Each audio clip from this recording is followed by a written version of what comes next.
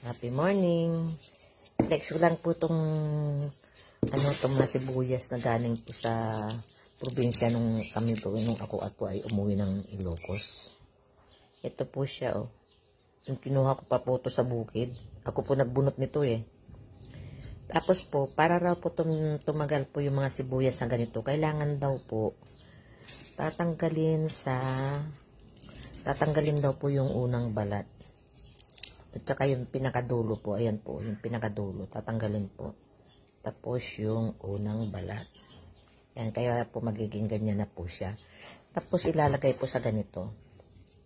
Yung basket po na butas-butas para mahanginan, para hindi po masira. Maabot daw po to ng maski 1 taon, basta wag lang daw po mabasa. Tulad po niyan, no. Tatanggalin lang po yung pinakadulo niyan at yung unang balat. Yan, yung unang balat po tatanggalin ganyan.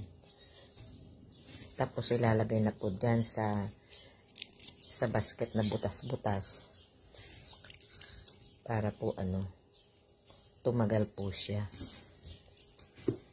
Yan po. Ang tawag po nito sa Ilocos, lasuna. Ito po kasi yung maliliit pong sibuyas to, yung native. Yan po, maliliit lang po siya. Tatanggalin po yung pinakadulong